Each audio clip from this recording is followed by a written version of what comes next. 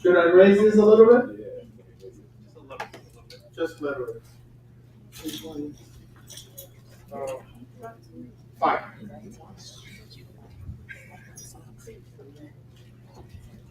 I can testify that these bottles only have water.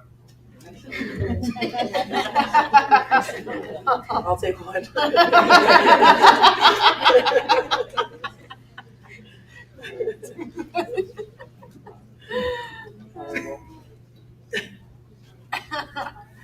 I'm sorry, but I'm allowed to have a little fun once in a while.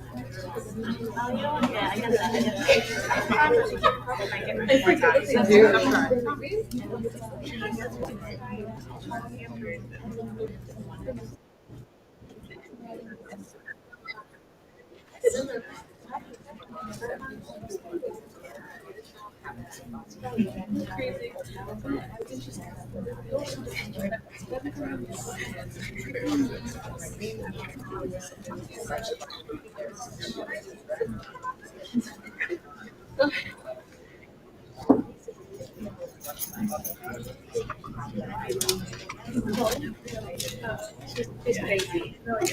She got me back.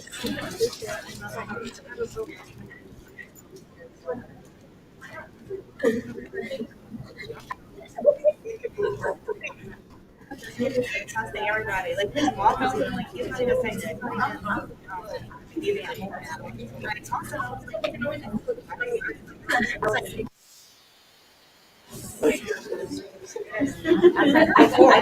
me.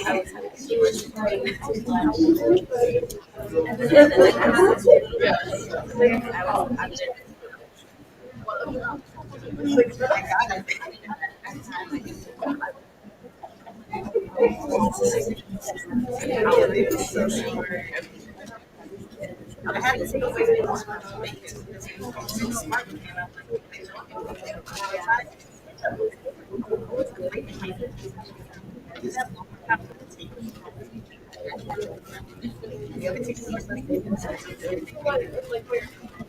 That's my favorite flavor.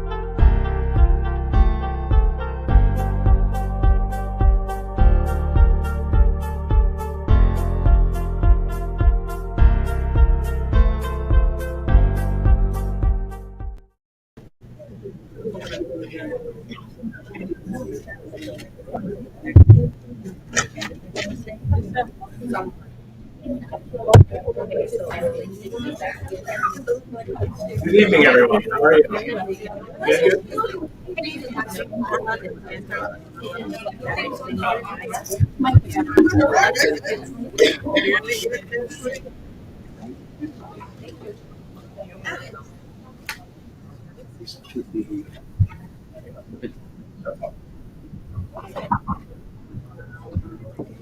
Good evening, everyone. Welcome to the Divisional Committee on Inclusive Excellence Black History Month events. How are you guys feeling? Good? Good, very good. Well, thank you so much for coming. We're really excited about having one of the reps tonight. I think before we get started, let's reflect on why we do the events that we're doing and why we still choose to celebrate Black History Month. Um, back in 1926, when the country was founded, New York, he did it in the spirit saying that we are going back to that beautiful history and going to inspire us to greater events. So the past is not nothing ways in the past, and Margie was also about that we no longer necessary to celebrate Negro History Week on this Black History Month. And as we the news says that we're still not there yet, so maybe in another 3 or 4 years we'll get there after 100 years of the establishment of Negro History Week. Well, some people's minds have not changed about Black History Month. What is important to note about Black History Month is the way that it also changes as the world changes. And Black History Month is changing with global history and identity because increasingly the Black experience in America is also linked to the immigrant experience. And we're happy to have an author whose work represents that change with us tonight.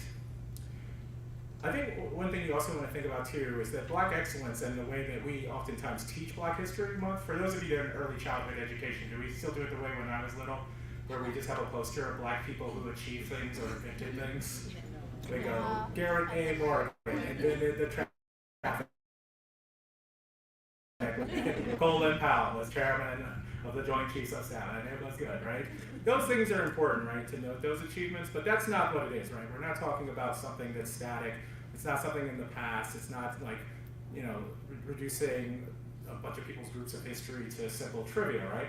Black excellence is not a relic of the past, but it's a living, ongoing, and breathing process that we're actually happy to have on display tonight. Not only does our author represent it, but even some of you in the audience also represent Black excellence. And hopefully, seeing Black excellence on display encourages you to be excellent in your own life and to be part of those things. And hopefully, you can achieve enough to maybe one day in your own class, they can say, this person wrote this book because they saw it at City College and it was good. Hopefully, you can join the Black History Month posters. So I'm absolutely happy to introduce tonight's featured speaker, Maisy Card, who's going to read from her debut novel, These Ghosts Are Family. Card's novel has earned praise from the Washington Post, calling her a natural storyteller, and the New York Times described her book as rich and ambitious. The literary world took notice from her debut novel as well. She's won the American Book Award.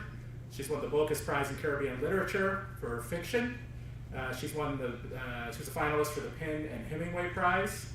And for the Center of Fiction's first novel prize, she was shortlisted for that. She was also mentioned on the LA Times Book Prizes for their finalist award, and the Audio Award for Literary Fiction and Classics. So, I think an ultimate sign of how successful Maisy Card has been with her novel has been that Jamaica Kincaid, probably the preeminent author in Caribbean literature, has this book that you're going to hear an excerpt from tonight on her desk. That's really great, like when you do something to where the best people in your field say that you are the next wave of my Black excellence. So without further ado, I'd like to introduce tonight's featured speaker, adjunct assistant professor in writing at Columbia University and a fiction editor at the Brooklyn Rail. Please give a warm CWE welcome for Maisy Card, everyone.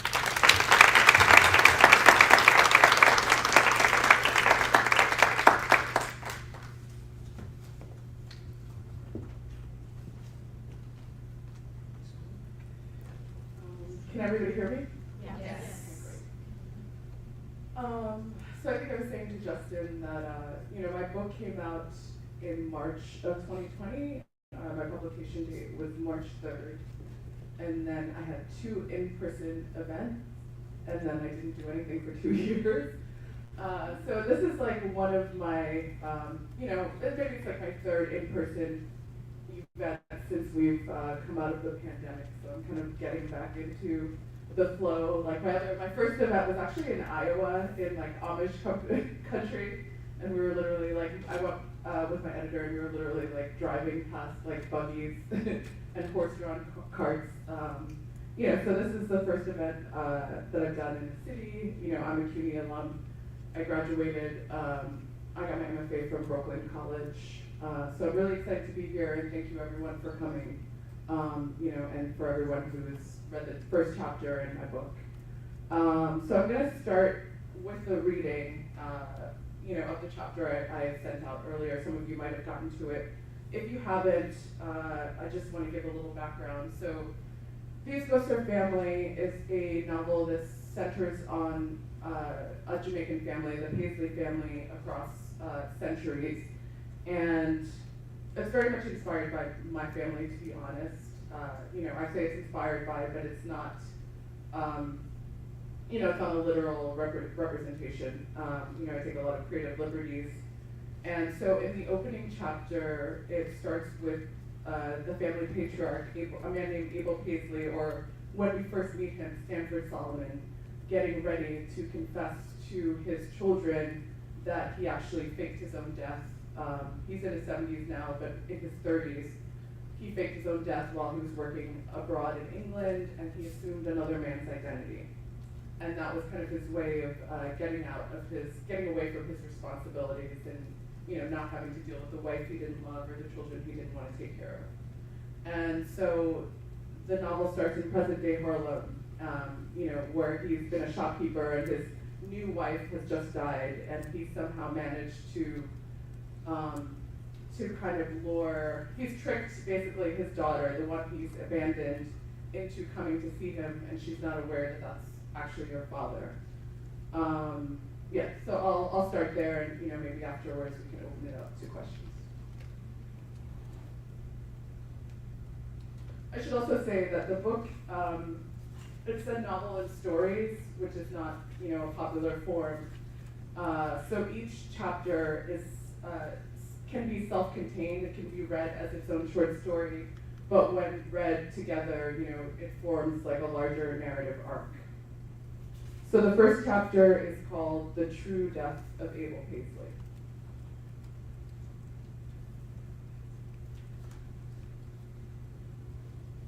Harlem, 2005. Let's say that you are a 69-year-old Jamaican man called Stanford, or Stan for short, who once faked your own death.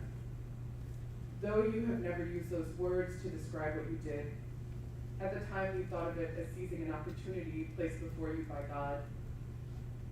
But since your wife Adele died a month ago, you convinced yourself her heart attack was retribution for your sin. So today you have gathered 3 of your female descendants in one house, even the daughter who has thought you dead all these years, and decided that you will finally tell them the truth. You are not who you say you are. You have spent the last 20 years of your second life living in a brownstone in Harlem, running a West Indian grocery store. Recently, you shuttered the store. You have given up on fighting your arthritis pain, and you have finally sitting in the wheelchair Adele picked out. You are looking out of your parlor window, waiting for your daughter, the one who thinks you are dead, to arrive. It's been 35 years since you've seen her, so you study each woman who passes your house for reflections of yourself. You haven't bothered to shave, press your clothes, or comb your hair. You are ready to be still and rot. You imagine the death of Stanford Solomon, unlike the abrupt end of Abel Paisley, will be achingly slow. Already it feels like you are losing small pieces of yourself daily. To you, old age is the torture you deserve, a slow, insignificant death, your matter dispersing into the air like dandelion seeds, until the day there's nothing left.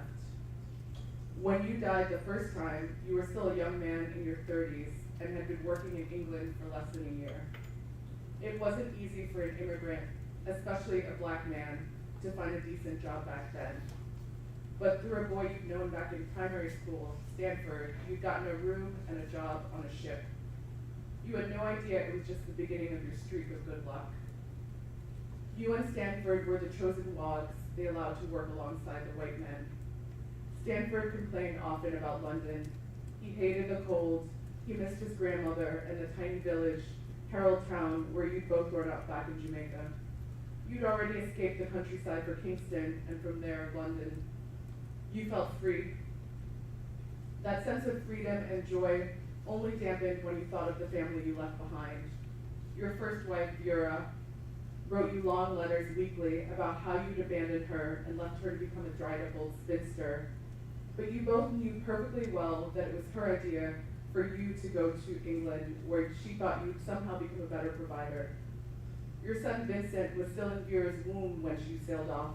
Your daughter Irene, a stumbling toddler. You had barely settled in when Vera's first letter arrived, with a list of things she wanted you to buy and send to them. With every letter, the list grew longer, and you worried that you would never be enough. The day you died, you were running along the dock because you were late for work while a container was being lowered onto the ship. You stopped short when you heard the container fall, dropped from the crane, and thundered against the deck. You were close enough to hear the screaming. "Who was it?" you heard someone shout. "One of the Wogs," another answered. "It's Abel." For a moment you were confused, hearing yourself pronounced dead. It was like one of those movies where the dead person's spirit stands by, watching as a crowd gathers around his body. But no, you were certain it wasn't your body, so you boarded the ship. The captain approached you immediately and said, "I'm sorry, mate, no way Abel could have survived that." You almost laugh now when you think of it. The one time racism worked in your favor. The captain had gotten his wogs confused, looked you right in the eye, and mistook you for the other black guy. Abel was dead, crushed under the container, unrecognizable, but you, Stanford now, could return home. Perhaps it's telling about your nature that you did not hesitate. You nodded and turned and walked away quickly from Abel and all his responsibilities before any of the others had a chance to recognize you. Back in your room at the boarding house, you rifled through your roommate's things and learned what it really meant to be Stanford. You and Stanford actually did look alike, which made it a little easier to forgive the fact that all the white people had trouble telling you apart. You were the same height, the same light brown complexion, the same lanky build. You, Abel, did not arrive dressed for an English winter, so you had even taken to wearing Stanford's clothes. Of course, you thought of your family, your wife Vera. You thought about the 2 life insurance policies you'd purchased, the one she'd made you take out before you left, and the one the company made mandatory. You decided that you were worth more to her dead. Vera was beautiful. She would find a new husband, a richer one. The children were young enough to embrace a new father, and they would finally live the life Vera thought that she deserved, the one she had no qualms about constantly demanding of you. Stanford had little family, no wife, no children. That was what clinched things for you. Stanford was raised by his grandmother, who was in her 70s and losing her eyesight. You could continue writing her letters, sending her a little money, and there was no bother there. What surprised you was how right it felt, at least then. When you met Adele, shortly after you became Stanford, you connected with her immediately. Like you, she was Jamaican and had left her family to work in England. She was Jamaican. Though at 19, she was almost 15 years younger than you. You were as drawn to her as you had been to your first wife, and she to you. The difference was that Adele did not try to remake and mold you. When you told her the truth, the very first night you spent with her, that you had taken your friend's name, she did not try to dissuade you. Instead, she avoided the subject until you proposed, and she said yes on the condition that you could live in America, as if leaving the country would leave the lie behind. Later, the guilt would hit her first. A few years after coming to the U.S., she had started to go to church multiple times a week and suggested that you atone. You remember having laughed at the thought that getting down on your knees could redeem you. But since the day that she collapsed in the store, you've been thinking about your past. You've been thinking about that word, fake, and you decided you were right to never use it to describe what you've done. You were a thief, pure and simple. It wasn't Stanford's life you had stolen, for he would have lost that regardless. It was his death. Where is his soul now, circling the world, looking for a grave that does not yet exist? Isn't it about time that you gave him his due? Your granddaughter has taught you how to use the computer to kill some of your idle time. It was easier than you thought to find your first daughter, to track her journey from Jamaica to New York. You are thinking of the grave that bears your real name and all the people who needlessly mourned you when Irene finally arrives, the daughter who thinks you are dead. She is under the impression that she has been called to your house to care for an old man in a wheelchair. That old man is you. You didn't realize how little you've thought about her all these years until you watch her climb the stoop, and all the feeling you should have had for your firstborn suddenly rushes through you. When she enters, you see her mother Vera's wide, obstinate mouth, her large, slightly bulbous hazel eyes, her flaring nostrils. You can sense immediately, before she even speaks, that she also has her mother's brutal tongue. You are intimidated. She has a look that says she is a frayed rope, one tug away from snapping. And it occurs to you to wonder if, when you tell her the truth, she will kill you. In that moment, your death, your real death, flashes in your mind. You have never had a premonition before, but now the certainty of it causes you to slump forward in your wheelchair. You have a vision of a woman supporting your weight as you make your way up the flight of stairs, bringing you all the way to the top and then just letting you go, as if she just remembered she was supposed to be somewhere else. Your daughter, who moments before had introduced herself as Irene, the name you gave her, bends down and asks, "You all right, Mr. Solomon?" You sit up straight, or as straight as an old man with scoliosis and arthritis can, and say, "You can call me Stanford." Now let's say you are 37 on your home day, but you don't know it yet. Today is the day he will tell you. All you know is that he died when you were very young. You have no memory of him whatsoever. You recognize his face only as a young man in photographs. Though your mother always told you your father was timid and spineless, in one photo you remember a square-jawed man with reddish hair, face lightly freckled, dressed in a police uniform, one hand on his gun, his eyes so astute and focused it felt like they were alive and could see into you. You don't recognize that face when you meet the old man who is your new client, for his red hair is white, and as far as you know, aging after death is impossible. You do think it's strange that the man called the agency and asked for you by name. He claimed another client recommended you, which you find unlikely. You do your job, but you don't make much effort to be nice. You've lived in America for 7 years, and the only reason you came here at all, the only reason you agreed to do this miserable job in the US was to get away from your family, your brother and your mother. It seems ironic that you spend your time caring for other people's parents when you couldn't stand the thought of doing so for your own. Your husband left you and went back to Jamaica after the first month in Miami, but you stayed because you had 2 children who you'd sworn to keep away from the cancer who raised you. Instead, you moved to Brooklyn where you had a childhood friend to help. But Vera, your mother, died just a year later. Sometimes you regret not waiting. You would at least have inherited her house if you'd stayed in Jamaica. Now you are living in a basement apartment with your 2 kids, working 9 hours a day, 6 days a week, changing colostomy bags and spoon-feeding strangers to stay afloat. You misunderstand the looks the old man gives you when you introduce yourself.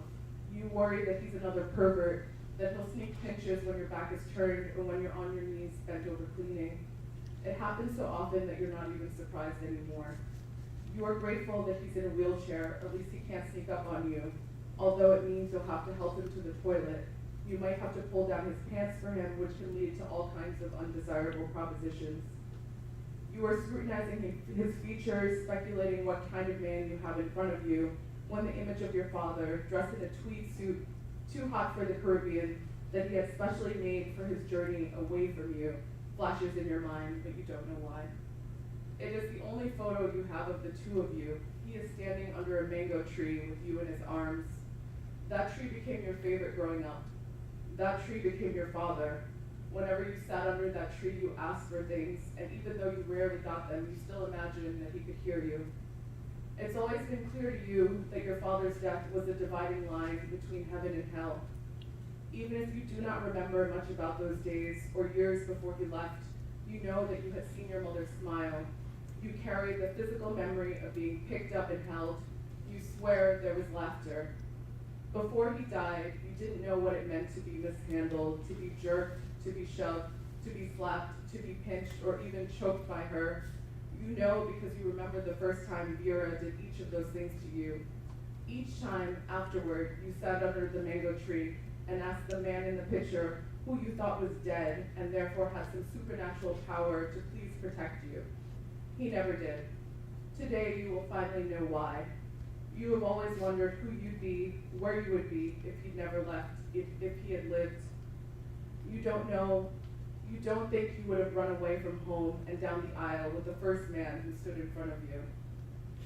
Later, after he reveals his true identity to you, if you were to accidentally let him fall down the stairs, knowing the life you've lived, a life he caused, would anybody blame you? Never mind. Instead, you were a 34-year-old heroin addict named Estelle Solomon whose father once faked his own death. He did it before he had you, but you don't know it yet. Today is the day that he'll tell you, sometime in the late afternoon. For now, you are lying unaware on a daybed in the basement of your family's Harlem brownstone, where you've lived for the last 8 years since the judge made your parents the legal guardians of your daughter. You had begged your father to let you and Karen move into the garden apartment right above you because it has windows. But he screamed, is what you need windows for? Why, when you spent your whole life asleep? Instead, they kept your daughter upstairs with them and left you in the basement. Your father seemed determined to keep you alive, but just as eager to bury you. You weren't always such an embarrassment.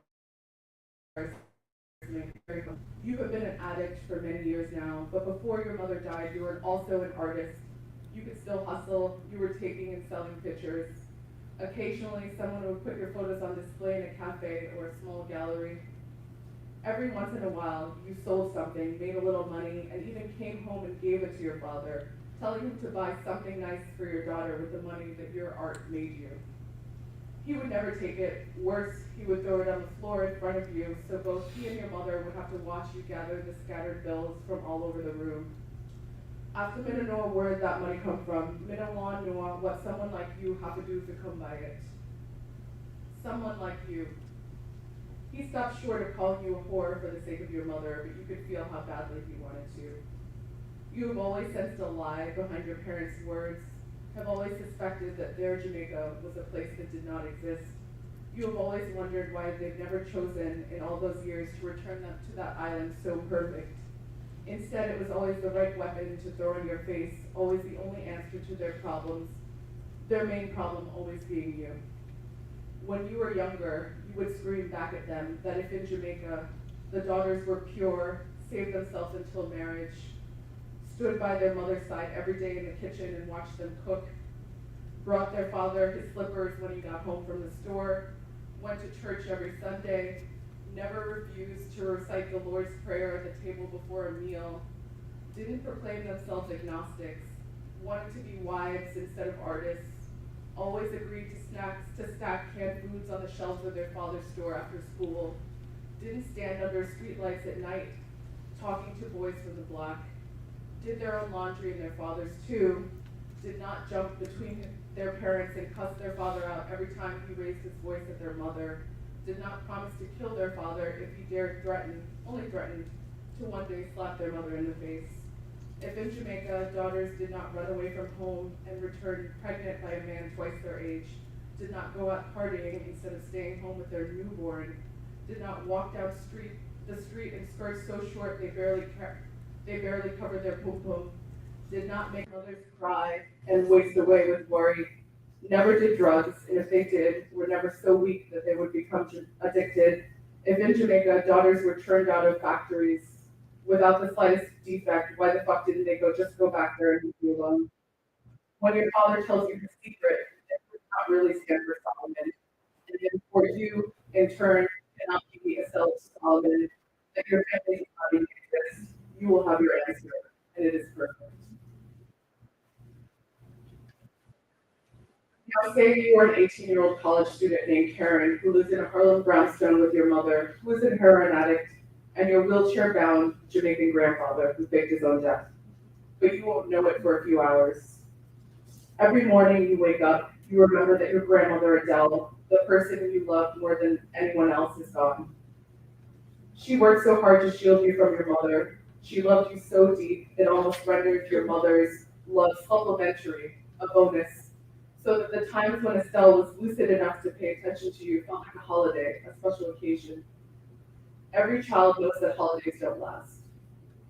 By the time you were 8, you would stop being disappointed. You don't begrudge your mother. You can see how hard she's trying.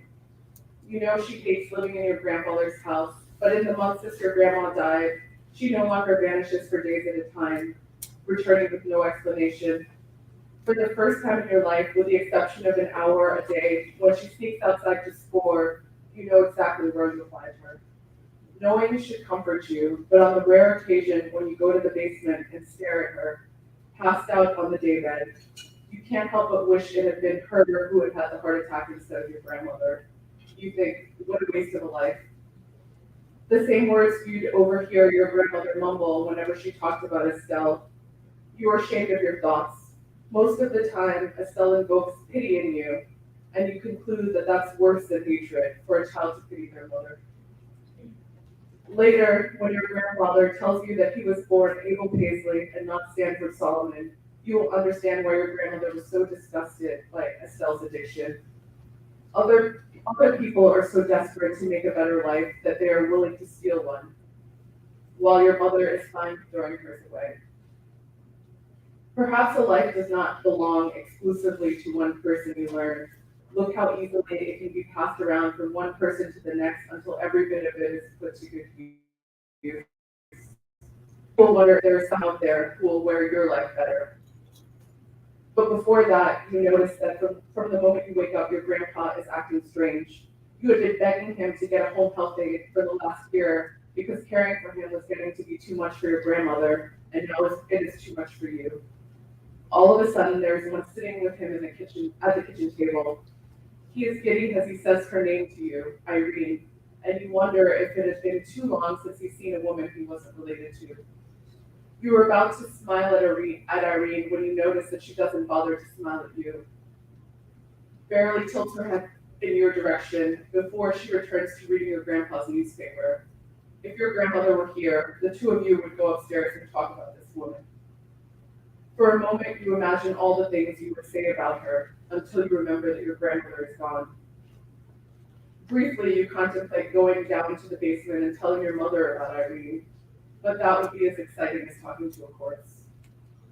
Since your grandmother left you, you found it hard to think about anything else besides getting away from this family. So much so, you started sleeping with one of your professors at City College. It helps the fantasy of running away.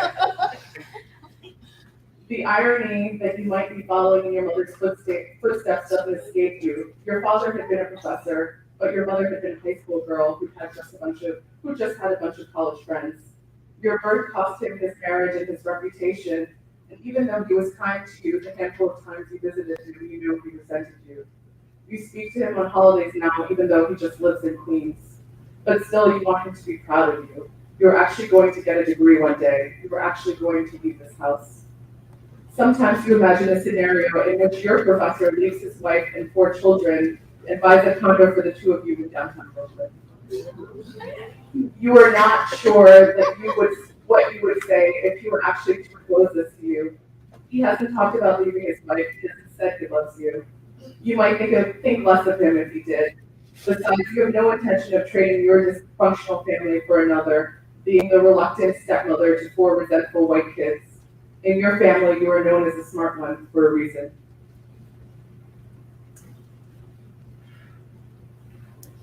Now let's say that you are a dead woman.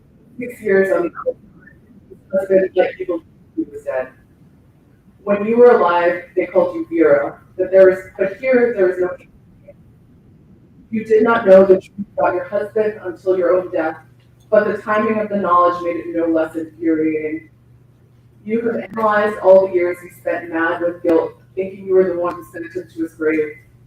Death is just one long therapy session. You have gone over every second of your life and divided them into the misery you caused and the misery others caused you. You have been waiting for 6 years for this motherfucker to die, and you know that the day has finally arrived. You look at the elaborate theater that your former husband is producing and you laugh, or you imagine yourself laughing. You no longer have a mouth or a face. He has asked the women down to the brownstone's parlor. He has your daughter, the daughter whom he barely even knew, help him move from his wheelchair to his favorite rocking chair, which he thinks makes him appear wise. Clearly, none of the women want to be there. The three of them settle side by side on a crushed velvet settee, barely listening, unaware of their blood connection. You are there in the room with them, waiting for Abel to gather up his nerve.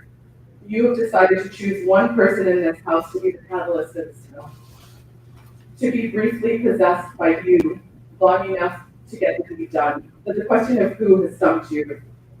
Who will hurt her the most? You look at your own daughter, Irene, think she's owed the revenge, but you can see both the past and the future and know that giving her guilt to carry is not doing her any favors. There is a cruel impulse inside her, one that you gave her, that you do not want to feed. You know that most of her misery was brought about by you. When she dies, you will face your own reckoning. But for now, you have no plans to ruin her life any further. You look at the other two women, his daughter and granddaughter, the products of the weak woman he married after you. You have passed her in this other place, for she's dead now too. You thought you'd have harsh words for her, that her day of reckoning would come, but you mostly feel sorry for her. You can feel her pining for Abel, pleading for you to spare him, until you recently had no choice but to shut her out. You are so close to Abel as he tells them you can smell the room sense you. When he says the words, "I was born Abel Paisley," you see your daughter shake her head. It will take a while for her to understand that her father was alive all those years and left her behind to suffer with you. After he says the words, "I was born Abel Paisley," his daughter Estelle exhales deeply. Tears form in her eyes, but then she just bursts out laughing. For the first time in her life, she actually looks at her father with gratitude. She actually turns to the old man and says, "Thank you." Estelle puts her arms around her daughter Karen, who after he tells her begins to cry. Irene stands up and crosses the room, kneeling before Abel, and for a moment you worry that she will choke the life out of him before you even get a chance to.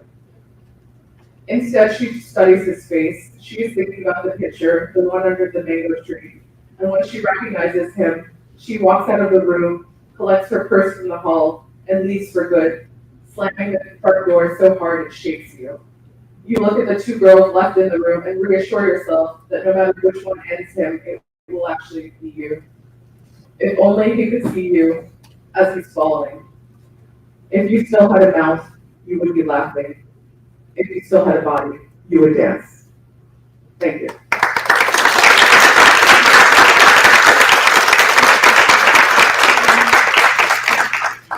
So I'd like to open up the floor for any questions that you might have. Go ahead. I love the reading. Thank you. What do you call this kind of writing that you did? Because I noticed that you jumped from one piece of a story and then you changed it into a different scenario of what would happen. So what would you call that? The transition. Maisy, can you kind of recap their question a little bit before, just because they're done right? Okay, her question is, what would I call the writing that I did, because, I present a scenario and then I change it. I don't know. I mean, I think it's kind of it was described in some of the criticism as like a kaleidoscopic narrative. And I feel like that's apt, I guess, like in the opening, so the opening chapter, as you heard, it's in second person. And I just, I wanted to write in second person, mostly because people told me I shouldn't write in second person. But I think, that was the last chapter I wrote in the book, and I kind of wanted to, I wanted to tell Abel's story, because I'd written the other chapters with the knowledge that he faked his own death, but I never kind of blamed it in the rest of the narrative. So I just wanted to write in second person, but I wanted to kind of, I guess, disrupt the reading experience. Like, I wanted the view in the story to keep changing. so that the reader would kind of get used to inhabiting different bodies, because if you read the rest of the book, that's kind of how it's structured. Each chapter follows a different, relative or somebody on the periphery of the family. And I thought that was the best way to get the reader used to those jumps is by doing it in second person in these kind of first chapters. But yeah, I don't know. I don't think there's like an official name for it, but yeah, like I like the some of the reviews that said it's like a kaleidoscopic area. Thanks. Well, my question was why second person, so you answered, but can you explain more, like, versus if you would have went to first person, why you would have, or why did you avoid first person? A little bit more, like. Okay, thanks. Her question was, why did I avoid, why second person and why did I avoid, first or third? And, I did try to write it in third person. I did try to write it in first person. And I think, I was really proud of myself for thinking of this premise, and it didn't come at the beginning of the book. It came like later. This idea that, the main character or the patriarch faces his own death. But then when I was writing it, I realized that the novel, I didn't want it to be about him. I didn't want it to completely center him. I wanted it to be more about just how one person's actions can like ricochet and have, an effect across the whole family. And I did, I tried first person, and I think writing in first person kind of generated a lot of empathy for the main character. I didn't want the reader to have that level of empathy for him, but at the same time, I didn't want him to be like villainized.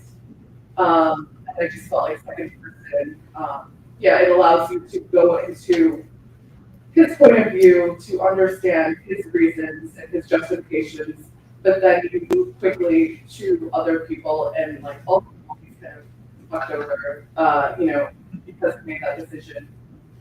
It just seemed fitting for encompassing everybody's experience. Why did you choose a city college professor? No. Oh yeah, I know, it's funny because I've never, I've done like a lot of online readings, but I've never done any readings at community, so I answered the question about that. And while I was reading to prepare, I was like, oh, this is a college professor. No, I mean, it really wasn't any reason. I think I just, I wanted the daughter to be kind of stuck with her family and to feel trapped. And so, I didn't want her to have like the freedom of going to, college in the state. I wanted her to be close, and then the family lives in Harlem, so it just like distance. And then I also wanted them to be a kind of working class family, and I felt like college kind of worked within that tradition. But I never thought I was reading this. I didn't really think about it.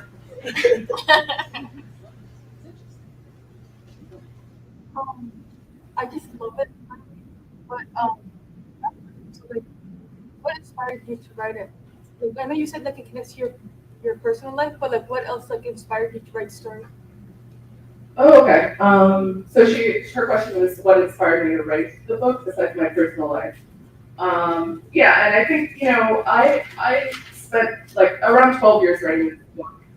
So I kind of like started and gave up on it at different periods of time. So when I first started writing it was very personal.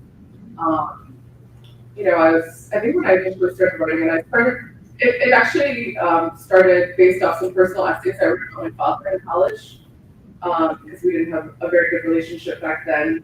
And then later, I think the Ava Paisley character, he kind of became my grandfather at some point, when my grandfather got dementia and my mother was taking care of him. I think I was thinking about, like all the things he's done and how many people he's kind of affected without ever really taking responsibility, for that.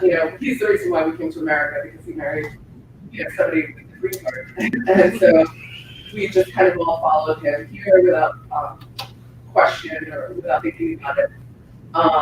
You know, and I think I always had a very good relationship with him. But I think what I realized was that the other people in my family, like my uncles and my aunts, did a lot of resentment for him.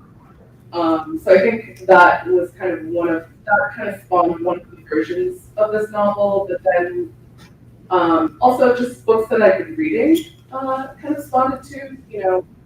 I grew up in New York. I moved to America when I was 5 with my family, and so like a lot of the history I learned was American history, and I think a lot of the times I would kind of wonder what was happening in Jamaica during this parallel time period.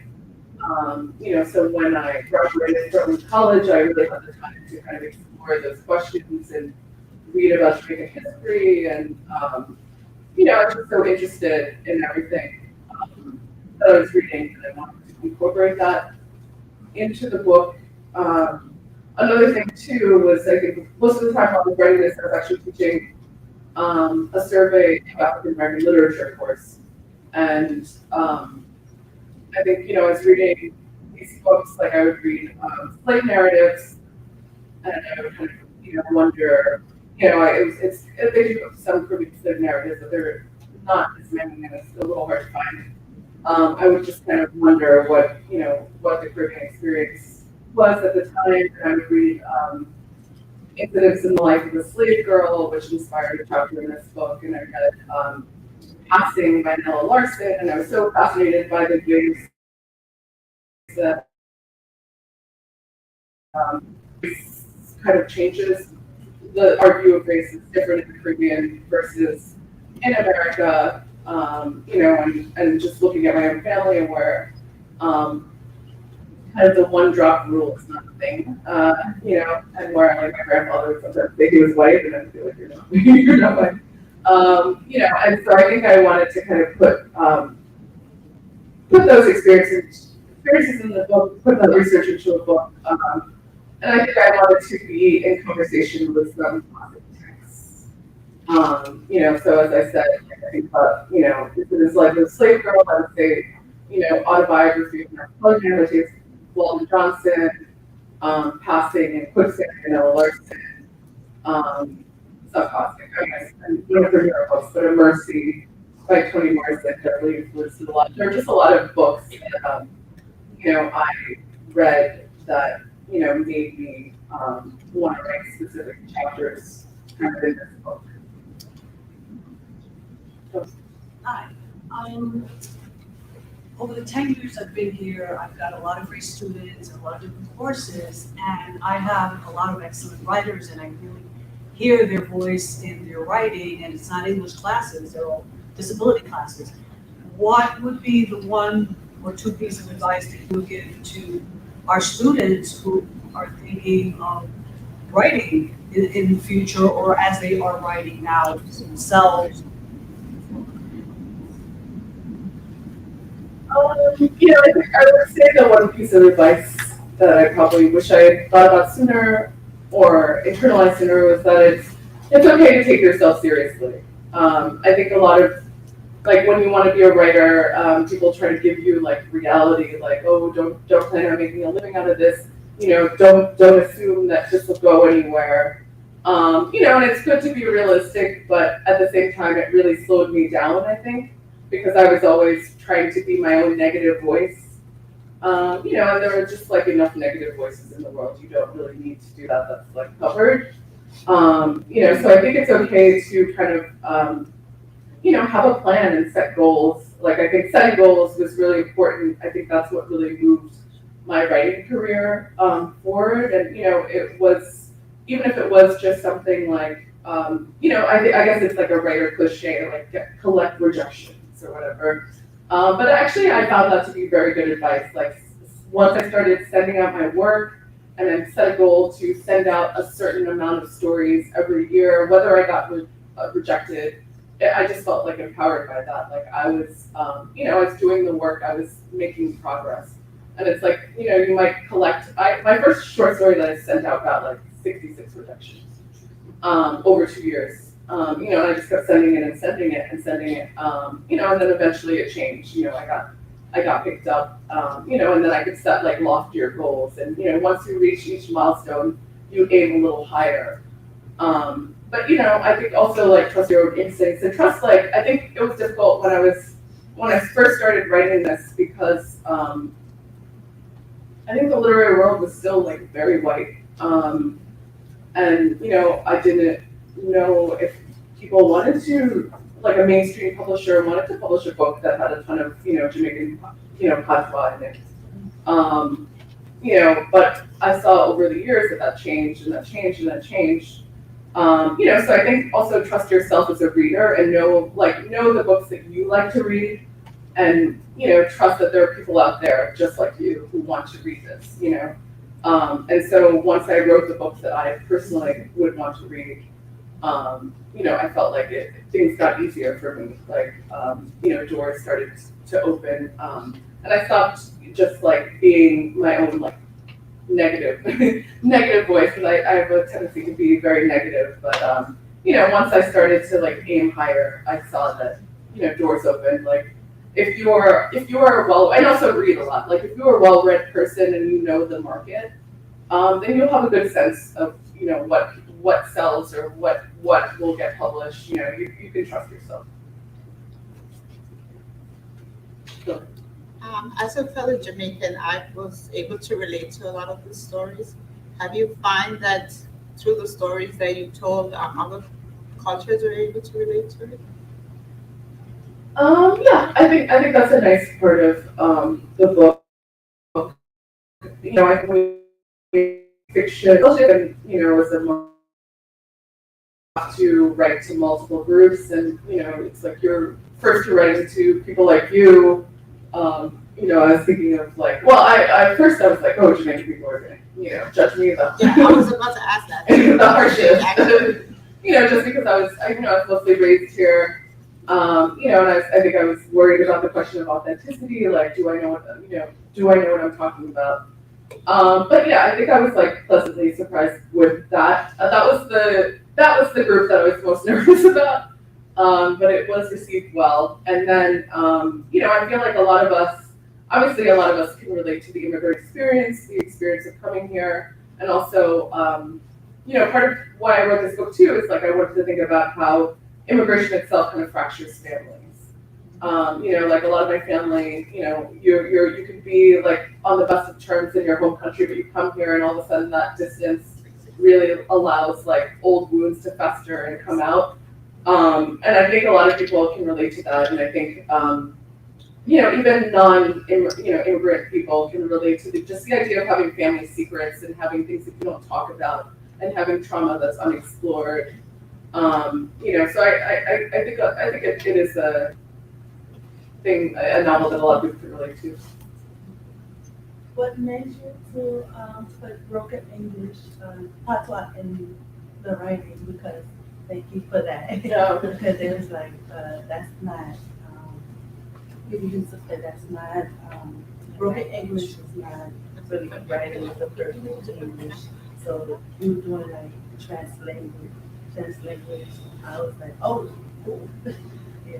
Yeah, no, thanks for asking that question. You know, my question was, you know, what made me include broken English or, you know, patois into the fiction. You know, and I think I thought about that a lot when I first started writing. I know it was something that a teacher that I had a long time ago had said, you know, it would be very difficult to get published if you're writing in patois. And I know in the past, that was a thing when you were publishing, you know, your editor would probably pressure you to change it so that, you know, I published, when I started writing it was a different point, but when I published it, I was very fortunate because I think I saw the shift. And I think when I first started writing it, I could see how the market or the publishing was very, was erased other readers. Like basically, their idea was their only reader was like a white American man, and that was it. That was all that mattered. And I think as I saw I saw the literally change before my eyes, and I saw that they started to recognize that other people read too. Like people of color can read books, we can buy books, and we want books that reflect our own experience. And I think when I used to read Caribbean literature that didn't have patois, it was just very weird because that's how my family speaks, and I don't really know anything else. And it just never felt like a real Caribbean novel if it didn't have the language. And I think that's just important to me, and that was something I just didn't want to compromise. And I think because my audience was always like a Jamaican people, and I was like, what are Jamaican people going to say if I reflect that? So. We have time for one last question. Oh, okay. So. What was one of your major challenges while creating this book, and how did you surpass that? I think one of my major challenges is just motivation. I started my MFA program at Brooklyn College in 2006, and I stayed for a really long time. So I think I graduated in like end of 2009, and then I was just writing on my own. I was just working, grinding, and I think it's just hard to be motivated enough to write something when you feel like nobody's waiting for it. So I think the way I got around that was just to kind of look for other writers, other people who were interested in writing. I had a writing group when I lived in Brooklyn. I sometimes would take non-credit classes that were cheaper, than 4-credit classes. I would go to readings like this, and I think listening to other writers just talk about their book kind of inspired me to work on my own book. And I would just do a lot of research. I'm also like a librarian, so it's like I'm very into research. So I think just like going through archives, reading books, just kept me motivated. But I think that's the hard part of working on a long project, especially when you're working, especially when you're going to school and you have all these other responsibilities. It's like how do you stay motivated? How do you feel like your project matters when there's no external motivation? Well, thank you so much. Thank you so much, everyone, for coming. One round of applause for Maisy Card.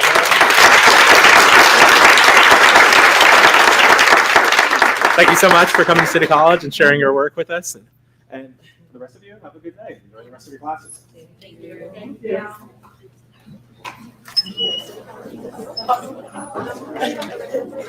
Really quick. I feel like I was on stage.